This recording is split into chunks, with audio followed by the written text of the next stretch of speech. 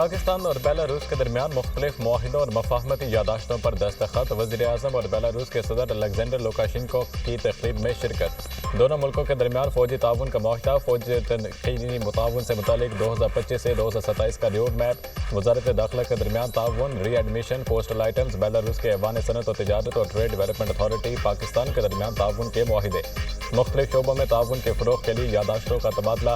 Belarus Pakistan के साथ ताल्लुकात को बहुत अहमियत देता है। मुख्तलिफ शोबों में ताउन के फ़रोग़ के वसी मौक़े मौजूद हैं।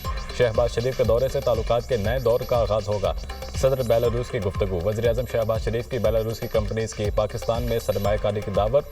दोनों मुल्कों को एक दूसरे के तजर्बात से इस्तेफ़ादा करना चाहिए। ज़रूरी पैदावार बढ़ाने के लिए बेलारूस के ताउन के ख्वाहां हैं। पाकिस्तान में खरबों डॉलर के मादनी ज़खायर मौजूद हैं। दोनों मुल्कों में टेक्सटाइल के शोबे में B2B ताउन बढ़ाया जाएगा। वज़ीर-ए-आज़म शहबाज शरीफ।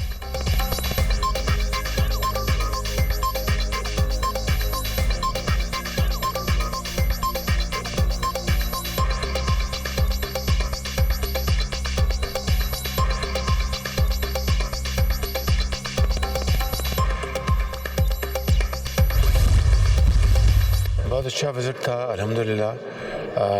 बेलारूस के साथ पाकिस्तान के बहुत ही दोस्ताना ताल्लुकात हैं और आज बड़ी अच्छी गुफ्तगू हुई और बड़े अच्छे मुआहदे हुए। इंशाअल्लाह दोनों ममालिक के दरमियान माशी ताउन बढ़ेगा।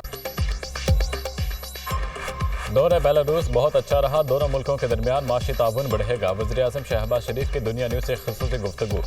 पाकिस्तान से 1.5 लाख से ज़ायद तरबियत याफ्ता और हुनरमंद नौजवानों को बेलारूस भेजा जाएगा। ज़रूरी शोबे और ज़रूरी मशीनरी की तैयारी से मुतालिक मुश्तरका तौर पर काम किया जाएगा। वज़ीर-ए-आज़म शहबाज शरीफ और सदर बेलारूस की मुलाकात। तिजारत, सरमायाकारी और इलाकाई अमूर समेत मुख्तलिफ मौज़ूआत पर तबादला ख्याल। इलेक्ट्रिक गाड़ियों, बसों की तैयारी और ग़ज़ाई तहफ़्फ़ुज़ के शोबे में ताउन बढ़ाने पर इत्तफ़ाक़। दोनों रहनुमाओं का दिफ़ाई ताउन और बिजनेस टू बिजनेस ताउन बढ़ाने का इरादा। वज़ीर-ए-आज़म शहबाज शरीफ का मिस्र में बेलारूस के ऐवान आज़ादी का दौरा। बेलारूस के सदर ने पुरतपाक इस्तकबाल किया। वज़ीर-ए-आज़म को गार्ड ऑफ ऑनर पेश किया गया। दोनों मुल्कों के कौमी तराने बजाए गए। बेलारूस की मुसल्लह अफ़वाज के चाको चबंद दस्ते ने सलामी पेश की। वज़ीर-ए-आज़म शहबाज शरीफ नवाज शरीफ के सदारती महल के हाथ में पौधा लगाया। वज़ीर-ए-आज़म दौरा बेलारूस मुकम्मल करके लंदन पहुँच गए।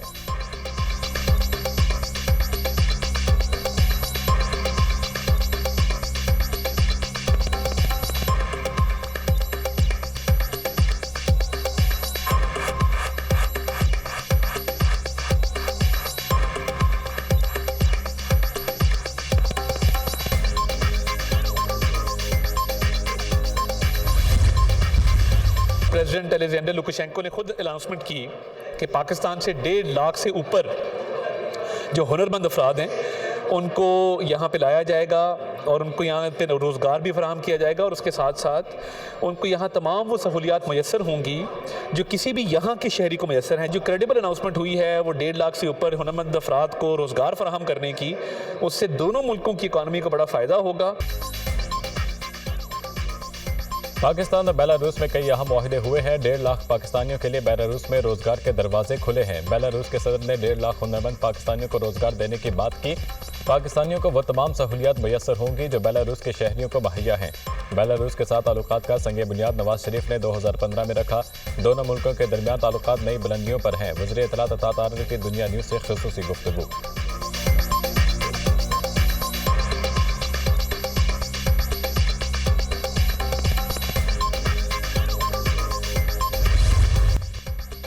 टैरिफ वार के आलमी मैशत पर संगीन असरात। आलमी स्टॉक मार्केट्स में कहीं मंदी तो कहीं तेजी का रुझान। जापान की स्टॉक मार्केट में मंदी, निकी 225 में 3% गिरावट। हांगकांग की मार्केट में मामूली तेजी रिकॉर्ड। यूरोपियन मार्केट्स में भी मंदी, लंदन, फ्रांस और जर्मनी की मार्केटों में भी 1% की गिरावट का शिकार।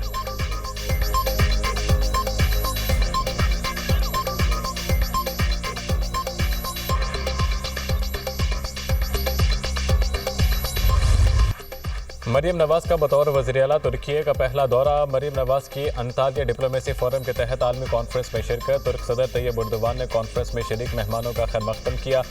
वज़ीर-ए-आला मरीम नवाज आज कॉन्फ्रेंस से खिताब करेंगी। पंजाब में तालीम के फ़रोग़ के लिए इक़दामात और अपनी जमात के मंशूर पर रोशनी डालेंगी। फोरम में जोग्राफियाई सियासी तब्दीलियों के वक्त बैनुल-अक़वामी चैलेंजेस पर तफसीली गुफ्तगू होगी। वज़ीर-ए-आला पंजाब से तुर्की के साबिक़ नायब सदर की मुलाकात। मरीम नवाज ने डिप्लोमेसी कॉन्फ्रेंस में शिरकत की दावत पर शुक्रिया अदा किया। अंतालिया पहुंचने पर वज़ीर आला पंजाब मरियम नवाज का पुरतपाक इस्तकबाल, डिप्टी गवर्नर अंतालिया का नेक तमन्नाओं का इजहार।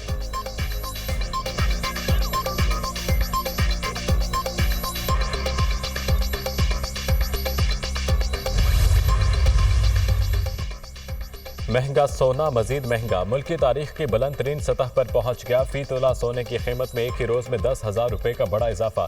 सोने की फी तोला कीमत 3,38,800 रुपए की बुलंद तरीन सतह पर पहुंच गई। पाकिस्तान स्टॉक मार्केट गिरावट का शिकार, 100 इंडेक्स में 1000 से ज्यादा पॉइंट्स की कमी। इंडेक्स 1,14,800 पॉइंट्स पर बंद। रुपए के मुकाबले में अमेरिकी करेंसी की कदर में कमी।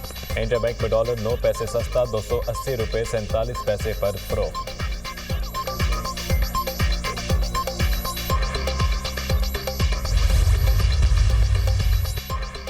तनख्वाहदा तबके को बजट में रिलीफ मिलेगा, वज़ीर ख़जाना ने खुशखबरी सुना दी। जुलाई या इससे पहले बिजली के बिलों में मजीद कमी करने पर काम जारी है। तफसीलात IMF के पास लेकर जाएंगे।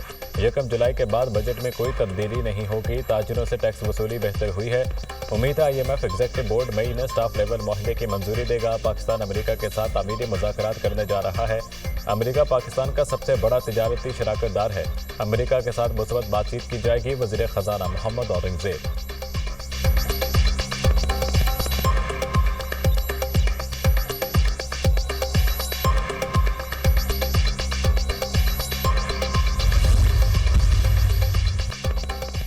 चीफ जस्टिस पाकिस्तान की ज़ेर सदारत जुडिशल कमीशन का इजलास, 3 नकाती एजेंडे पर गौर। लाहौर हाई कोर्ट के जस्टिस बाकर नजफी को सुप्रीम कोर्ट का जज बनाने की मंजूरी।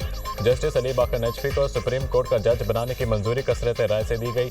जस्टिस रिटायर्ड मकबूल बाकर सिंध से मेंबर जुडिशल कमीशन तैनात। बलोचिस्तान से जस्टिस रिटायर्ड नज़ीर लांगो को मेंबर जुडिशल कमीशन तैनात करने की मंजूरी।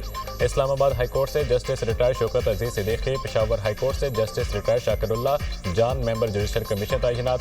जुडिशल कमीशन ने जस्टिस शुजात अली खान से मुतालिक रिमार्क्स से हज़फ करने की मंजूरी दे दी। चीफ जस्टिस याहिया अफरीदी ने 18 अप्रैल को जुडिशल कमीशन इजलास बुला लिया। पेशावर, कोयटा, सिंध, इस्लामाबाद हाई कोर्ट्स में मुस्तकिल चीफ जस्टिस की नामजदगियों पर गौर किया जाएगा।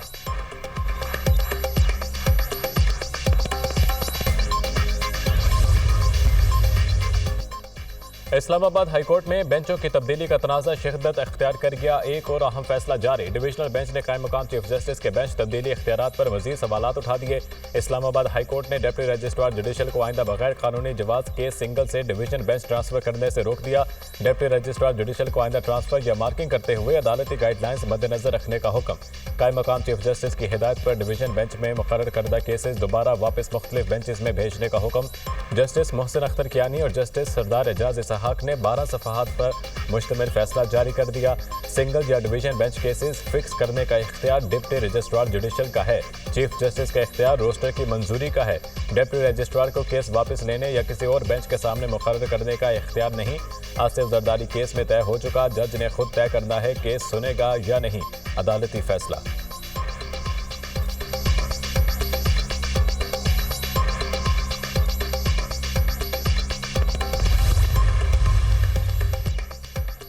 सदर मुमलिकत आसिफ अली जरदारी को अस्पताल से डिस्चार्ज कर दिया गया। कोरोना टेस्ट मनफी आने के बाद सदर मुमलिकत को अस्पताल से डिस्चार्ज किया गया। डॉक्टर आसिम की तस्दीक। कहा सदर मुमलिकत रुबह सेहत हैं, इस अस्पताल से छुट्टी मिल गई। डॉक्टर्स ने सदर जरदारी को मजीद फिजियोथेरेपी का मशवरा दिया है।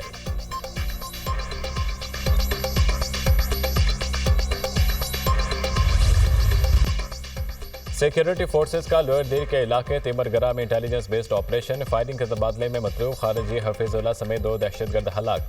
ISPR के मुताबिक हफीजुल्लाह उर्फ कोचवान के सर की कीमत 1 करोड़ मुकर्रर थी। हलाक खारिजी बेगुनाह शहरी और सिक्योरिटी फोर्सेस पर हमलों में मुलविस था। तिमरगरा में 10 और 11 अप्रैल की रात दहशतगर्दी की मौजूदगी के इत्तला पर कार्रवाई की गई। सदर मुमलिकत और वज़ीर आज़म का कामयाब कार्रवाई पर सिक्योरिटी फोर्सेस को खराज तहसीन। कहा दहशतगर्दों के सरगना को हलाक करना सिक्योरिटी फोर्सेस की बड़ी कामयाबी है। वफाकी वज़ीर दाखिला मोहसिन नकवी के 2 दहशतगर्दों की हलाकत पर सिक्योरिटी फोर्सेस की सताइश।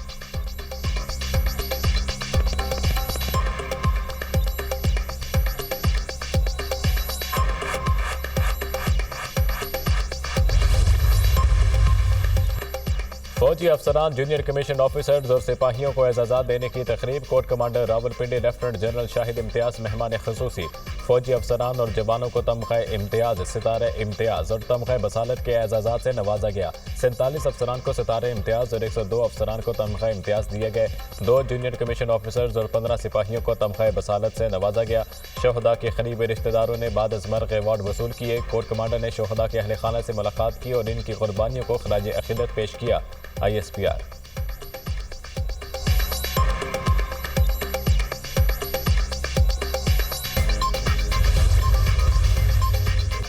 पाकिस्तानी आज़मीन हज के लिए बड़ी खुशखबरी। सऊदी अरब ने 10,000 इजाफी आज़मीन को हज की इजाज़त दे दी। नायब वज़ीर आज़म इसहाक़ डार का सऊदी वज़ीर ख़ारजा शहज़ादा फैसल बिन फरहान अल सऊद से रब्ता। नायब वज़ीर आज़म की पाकिस्तानी आज़मीन हज कोटा में इजाफे की ख़ुसूसी दरख्वास्त। वज़ीर आज़म की ख़ुसूसी हिदायत पर मज़ीद 10,000 आज़मीन को हज की इजाज़त देने का फैसला किया गया। इजाफी कोटे के बायस मज़ीद 10,000 पाकिस्तानी 2025 में हज की सआदत हासिल कर सकेंगे।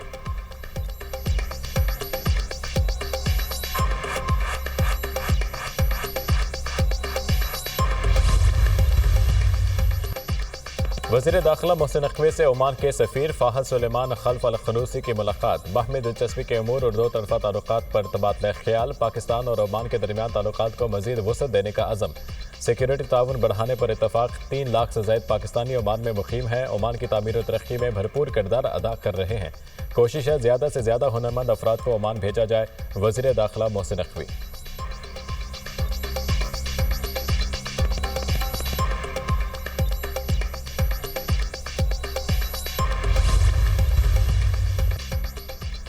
AI सिर्फ मावन टूल है, एक जज की फैसला साजी का मुतबादिल नहीं। चैट GPT, डीप सीक अदालती इस्तेदाद बढ़ा सकते हैं। दुनिया में कई जजेस ने AI इस्तेमाल से फैसलों में मावनत का एतराफ़ किया। जस्टिस मंसूर अली शाह का 18 सफ़हात पर मुश्तमिल फैसला जारी। अदालत ने आर्टिफिशियल इंटेलिजेंस के इस्तेमाल पर गाइडलाइंस तैयार करने की सिफारिश कर दी। AI को फैसला लिखने में, रिसर्च और ड्राफ्ट तैयारी में इस्तेमाल किया जा सकता है। AI को किसी सूरत अदलिया में मुकम्मल इंसानी फैसले की खुद मुख्तारी का मुतबादिल नहीं होना चाहिए। AI सिर्फ स्मार्ट कानूनी रिसर्च में सहूलत के लिए है। गाइडलाइंस में तय किया जाए जुडिशल सिस्टम में AI का कितना इस्तेमाल होगा। सुप्रीम कोर्ट का तहरीरी फैसला।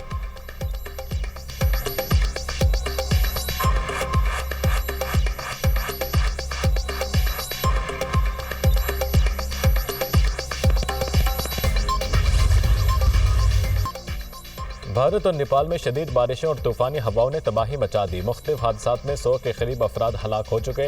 रियासत बिहार में आंधी और बारिश से मुख्तलिफ हादसात में 64 अफराद जान की बाजी हार गए। उत्तर प्रदेश में 20 से ज़ायद अफराद हलाक हुए।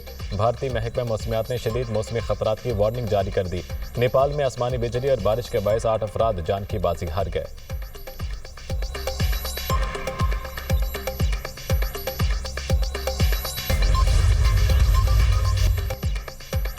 अमेरिका में एक और त्यारा हादसा। फ्लोरिडा में छोटा त्यारा गिरने से 3 अफराद हलाक। त्यारा बड़े हाईवे पर गिरकर तबाह हुआ। हादसे के बाद त्यारे में आग लग गई।